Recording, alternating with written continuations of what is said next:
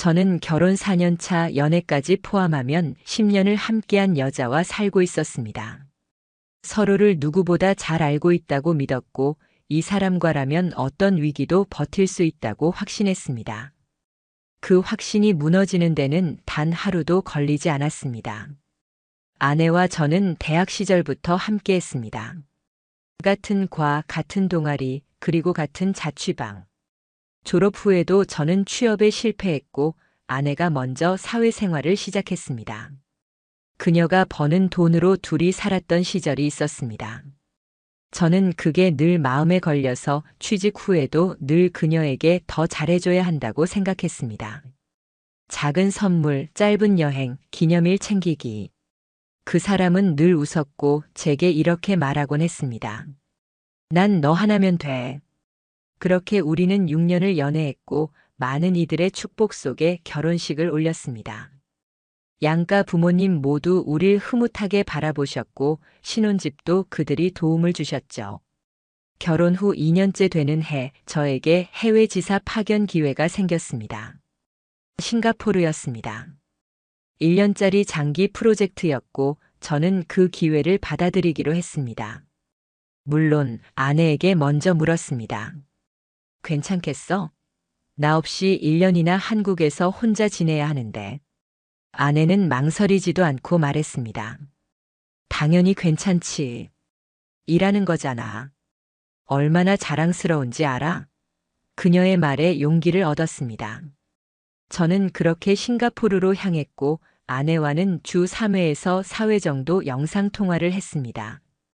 처음 몇 달은 그렇게 흘러갔습니다. 하지만 어느 날부터인가 통화 횟수가 줄기 시작했습니다. 요즘 학원 일 너무 많아서 피곤해. 엄마가 아프셔서 요즘 자주 병원 가고 있어. 이유는 늘 있었고 저는 그걸 의심하지 않았습니다. 그녀는 항상 제게 그런 존재였으니까요. 믿어도 되는 사람. 하지만 파견 시작 6개월째 되는 날 저는 이상한 문자를 하나 받았습니다. 카드 사용 알림이었습니다. 신용카드 16만 2천 원 사용, B호텔 강남점. 그날은 평일 낮 2시였습니다. 아내는 출근해 있어야 할 시간. 호텔을 예약할 일이 없었습니다. 저는 그 순간 뭔가 차가운 것이 제 가슴을 내려앉는 느낌을 받았습니다. 그리고 문득 예전 아내가 제게 했던 말이 떠올랐습니다. 요즘은 호텔도 데이룸으로 빌릴 수 있더라. 낮 시간에 편하게 쉴 수 있대. 그땐 그런가 보다 했습니다. 그런데 왜 하필 그날 그 시각에 그곳일까요? 그날 밤 저는 아내에게 전화를 걸었습니다. 오늘 뭐 했어? 나? 학원 수업 준비하다가 엄마 병문안 다녀왔지. 카드 쓴 거 있어? 아니. 오늘은 안 썼을 텐데. 순간 그녀가 멈칫하는 게 느껴졌습니다. 저는 바로 말하지 않았습니다. 그래. 그냥 궁금해서. 전화를 끊고 바로 카드사 앱을 열었습니다. 그리고 지난 2주간의 카드 사용 내역을 쭉 내려보다가 총 3번 같은 호텔에서 낮 시간대 결제가 있었던 걸 확인했습니다. 그날 밤 저는 처음으로 아내를 의심했습니다. 아침이 밝아오도록 잠을 이루지 못했습니다. 싱가포르의 밤은 더웠고 호텔벽 너머로 들려오는 외국인의 웃음소리가 비수처럼 들렸습니다. 저는 그때 처음으로 깨달았습니다. 멀리 떨어져 있다는 건 상대의 거짓말을 증명할 수 없게 되는 일이라는 걸요. 그리고 아내는 그걸 아주 잘 알고 있었던 것 같습니다.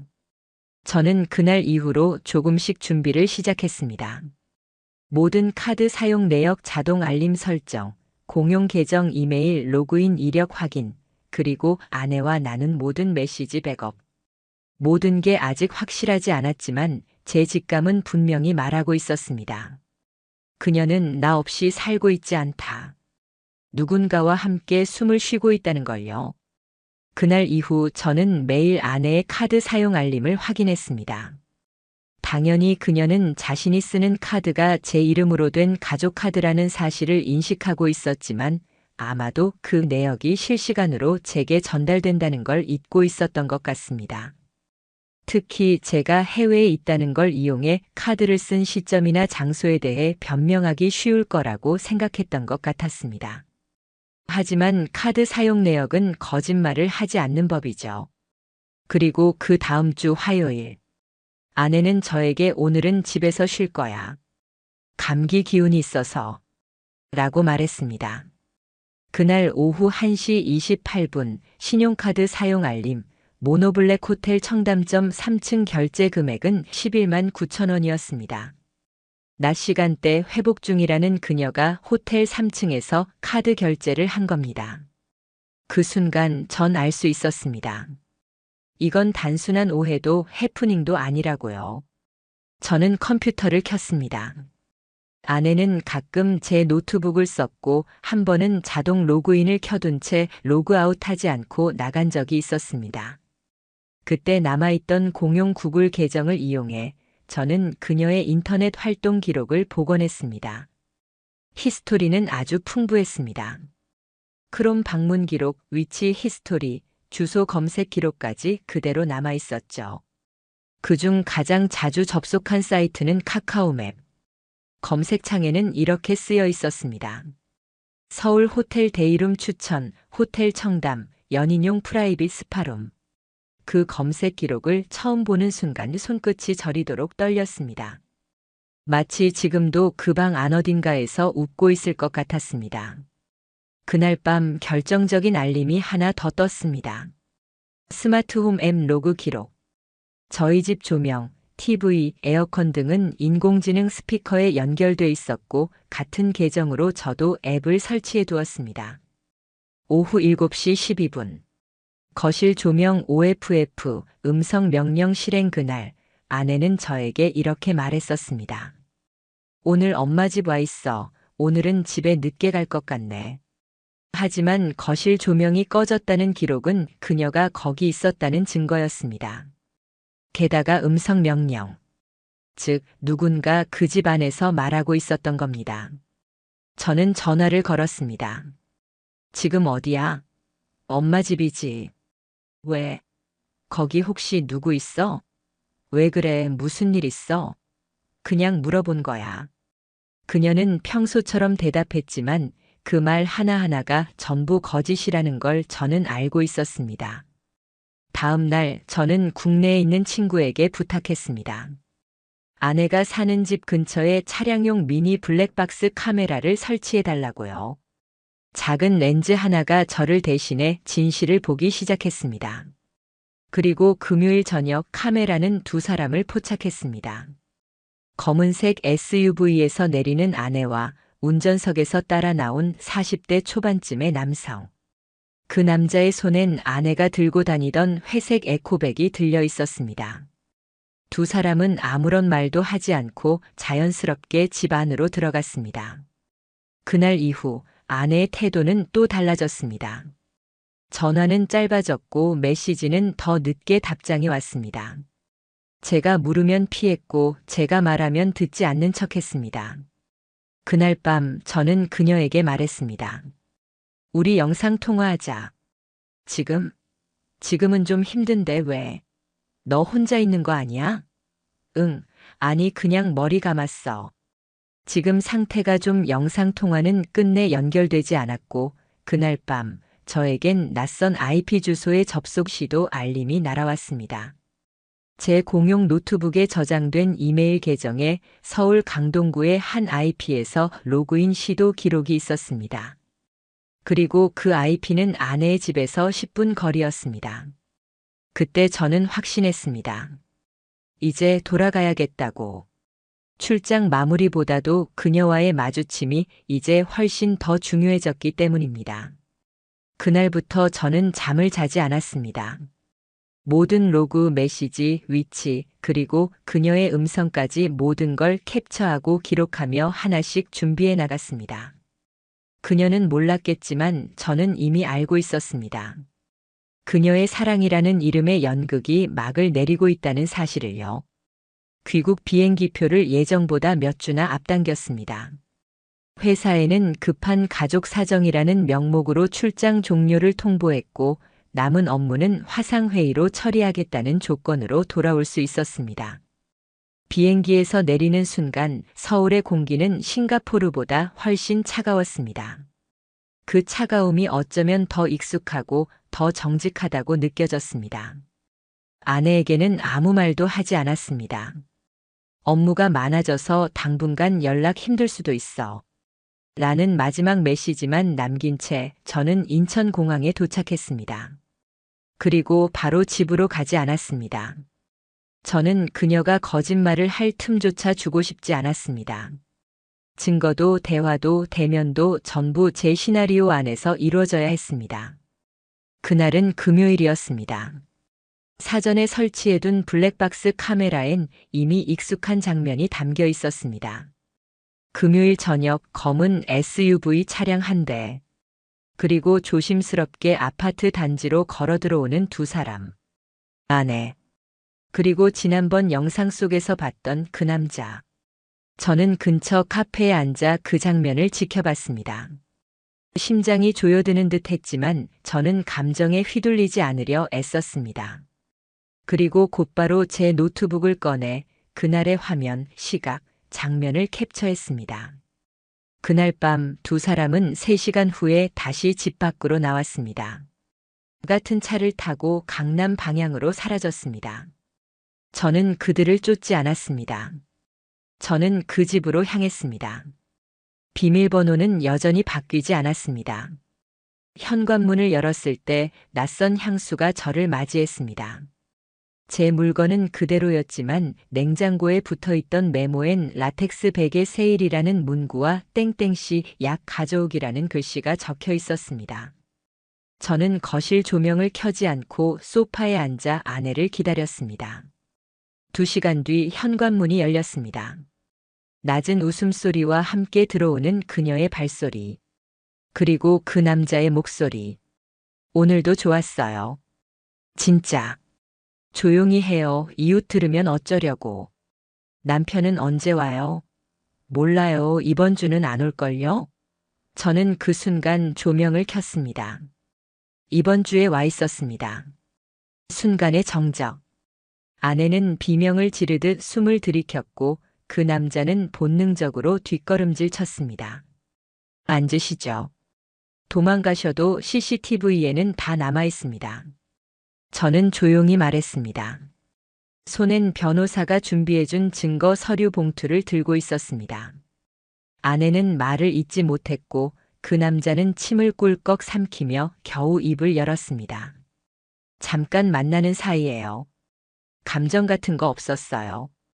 감정이 없는데 제 집에 들어왔습니까? 이건 정말 실수였어요. 그 실수를 반복하셨죠. 지난달에도 그전에도. 저는 노트북을 열었습니다. CCTV 화면, 카드 결제 내역, 음성 명령 로그, 통화 시간표. 모든 것이 정리된 슬라이드로 준비돼 있었습니다. 그 남자는 결국 고개를 숙였습니다. 그리고 입을 다물었습니다. 아내는 말도 안 되는 변명을 내뱉기 시작했습니다. 외로웠어. 당신이 없으니까 나도 견디기 힘들었다고. 그 사람은 그냥 당신이 반복해서 문 열어준 사람이죠. 저는 그렇게 말하고 봉투를 테이블 위에 던졌습니다. 이건 상간자 소송 예고장입니다. 아내와는 이혼 소송이 이미 접수됐고 변호사 통해서 두 분 모두 연락받게 될 겁니다. 그날 밤 저는 아무 말 없이 집을 나왔습니다. 그리고 다시는 그 집에 돌아가지 않았습니다. 모든 감정은 그 순간 끝났습니다. 이제부터는 법의 언어로 말할 차례였습니다. 그날 이후 저는 아내와 단 한 차례도 직접 마주하지 않았습니다. 모든 연락은 변호사를 통해서만 오갔습니다. 전화번호는 변경했고 SNS와 메신저는 모두 차단했습니다. 그녀가 어떤 식으로든 연락을 시도해도 저는 더 이상 반응할 이유도 의미도 느끼지 못했습니다. 이제는 감정이 아니라 법으로 응답할 차례였으니까요. 며칠 뒤 아내에게 이혼 소장이 도착했습니다.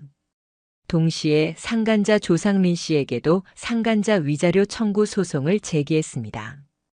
각각 3천만 원씩. 법률적으로 최대한 가능한 한도였습니다. 금액 그 자체보다 책임을 묻는 기록을 남기는 것이 더 중요했기 때문입니다. 상간자 소송을 위한 증거는 이미 충분히 확보돼 있었습니다. 제가 제출한 자료는 다음과 같습니다. 호텔 데이룸 카드 결제 내역 4건, 아내와의 통화 내용과 날짜별 카드 사용 시간 비교표, 남성과 함께 귀가하는 장면 포함한 블랙박스 영상, 거짓말과 충돌하는 시간대를 증명할 스마트홈 음성 기록, 로그, 카카오맵 검색 기록, SNS 대화 스크린샷, 불륜 현장을 직접 마주한 당일의 녹음 및 사진. 변호사는 서류를 넘겨받고 말했습니다. 이 정도면 판사님도 굳이 협의 재판까지 가지 않으실 겁니다. 즉, 증거가 너무 명백해서 쟁점이 될 여지가 없다는 뜻이었습니다. 상간남 측 변호사는 합의를 제안했습니다. 의뢰인에게도 가정이 있습니다. 일이 커지면 가정이 무너집니다. 그 말에 전 냉정하게 답했습니다.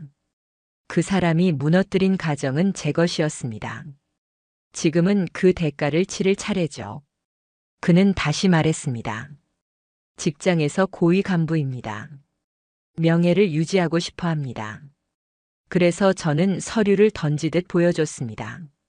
판례 정리표와 함께 그럼 법정에서 뵙죠. 저는 복수를 원하는 게 아니었습니다.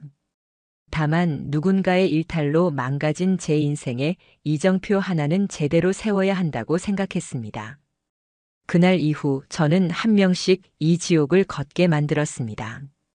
아내의 부모님이 절 찾아왔을 땐 저는 조용히 커피를 내놓았을 뿐입니다. 우리가 뭘 잘못 키운 건지 아무 말도 못하겠다. 사위야, 아니, 그래도 내가 우리 가족이었잖니. 저는 고개를 숙였고 다만 한마디만 남겼습니다. 그날 집에서 만났던 딸의 얼굴이 저에겐 마지막입니다. 그 이후로 연락은 끊겼습니다. 회사에서는 오히려 저를 배려해줬습니다. 이성적으로 대처한 점이 인사팀에 전달되었고 사내 커뮤니케이션 부서에서 감정관리 강의 요청까지 받았습니다. 그렇게 상황을 받아들이고 이성적으로 판단한 게 대단하네요. 라는 말을 들었을 땐 저도 모르게 웃음이 나왔습니다. 대단한 게 아닙니다. 그냥 더 이상 무너지고 싶지 않았던 거예요. 4개월 후 1심 판결이 나왔습니다. 이혼 소송, 전적으로 원고의 책임 없음. 상간자 소송, 피고 전액 배상 판결. 판사는 판결문에서 피고의 반복적 행위와 고의성이 명확하며 피해자의 정신적 손해가 인정된다고 명시했습니다. 아내는 법정 밖에서 조용히 울다 나갔다는 얘기를 들었습니다. 그 남자 조상민은 회사 징계위원회에 회부되었고 사내 불륜 사실이 언론에까지 흘러들어가 결국 본인이 스스로 사직서를 냈다고 전해 들었습니다. 게다가 그의 아내도 별거를 선언했고 법적 대응을 검토 중이라고 들었습니다. 저와 연락이 닿지는 않았지만 그녀 역시 진실을 마주한 또 하나의 피해자였습니다. 그 사이 아내는 저에게 마지막으로 긴 메일을 보냈습니다. 그래도 우리는 사랑했잖아. 그 시간들은 거짓이 아니었잖아. 당신이 날 용서하지 않더라도 내가 스스로를 용서하지 못할 것 같아. 저는 답장하지 않았습니다. 그녀가 말하는 사랑, 시간, 진심은 저에게는 하나의 이름으로만 정리됐기 때문입니다. 배신. 요즘 저는 하루 한 번 제 이름이 선명히 박힌 판결문을 다시 꺼내봅니다. 그 안에 쓰인 숫자, 문장, 도장, 날짜. 그 모든 건 제 분노의 증거이자 제가 견뎌낸 기록이기도 합니다. 모든 감정이 끝나고 남은 것은 종이 위에 쓰인 문장뿐입니다. 그 안에 제 분노도 사랑도 후회도 조용히 눕혀두었습니다. 그날로부터 정확히 2년이 지났습니다.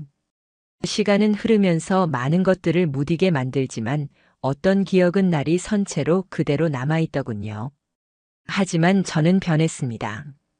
적어도 이제 그 기억 속에 제가 무너지는 장면은 없습니다. 이혼이 확정된 후 저는 짐을 정리해 서울을 떠났습니다. 오래전부터 가고 싶었던 속초에 작은 오피스텔을 구했고 일도 전환했습니다. 더는 보고서에 얽매이지 않고 더는 주말이 허망하지 않았습니다. 첫 몇 달은 솔직히 말해 고통 그 자체였습니다. 낯선 곳, 낯선 공기, 낯선 밤. 하지만 저는 그 낯설 속에서 혼자서도 괜찮다는 걸 배웠습니다. 정확히 6개월째 되는 날, 제 삶에 조용한 변화가 시작됐습니다. 근처 독서 모임에서 알게 된 사람들과의 작은 인연, 그리고 그중 한 명이었던 조용한 눈빛의 여성. 우린 자주 이야기했고 그녀는 결혼 경험이 없는 사람이었습니다. 누구보다 삶을 조용히 아끼는 사람이었고 제게 상처를 묻지 않았습니다. 어느 날 그녀가 말했습니다. 과거는 묻지 않을게요. 그 대신 지금의 당신이 나와 함께 걸어줄 수 있다면 좋겠어요. 저는 그렇게 새로운 삶을 받아들였습니다. 그리고 그들에 대한 소문은 뜻밖의 경로로 하나씩 들려왔습니다. 전 아내는 이혼 후 한동안 직장을 잃었다고 합니다. 조상민과도 오래가지 못했습니다. 그는 위자료 판결 직후 가족에게 버림받았고 친인척 기업에서도 손절당해 결국 지방의 작은 렌터카 사무실로 옮겼다고 들었습니다. 전 아내는 SNS 계정을 삭제했고 공동 지인이 우연히 마트에서 마주쳤을 땐 예전 같지 않은 모습이었다고 했습니다. 눈빛이 무너졌고 혼잣말을 하듯 중얼거리며 걸어갔다고요. 그 사람 많이 늙었더라. 지인이 그렇게 말했습니다. 그 사람 많이 외로워 보였어. 그 말을 들었을 때 저는 아무 감정도 들지 않았습니다. 분노도 슬픔도 복수심도. 그저 그들도 자신이 만든 구덩이 안에서 살고 있을 뿐이라는 확신만 들었습니다.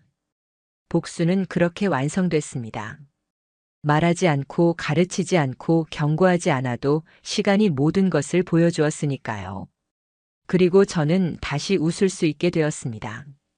요즘 저는 카페를 엽니다. 작지만 매일 문을 열 수 있는 공간입니다. 책을 진열하고 음악을 틀고 가끔은 말없이 커피를 내려 손님에게 건넵니다. 그녀는 여전히 제 곁에 있습니다. 우린 서로를 강요하지 않습니다. 필요할 때 곁에 있고 침묵도 이해할 수 있는 사이가 되었습니다. 어느 날 그녀가 제게 말했습니다. 당신이 만든 커피는 묘하게 따뜻해요. 슬픈데 안 무너져요. 당신처럼. 저는 웃었습니다. 그리고 대답했습니다. 나도 이제야 따뜻해질 수 있나 봐요. 그들의 끝은 참혹했고 제 삶은 아주 조용히 다시 시작됐습니다. 이제는 누가 물어도 이렇게 말할 수 있습니다.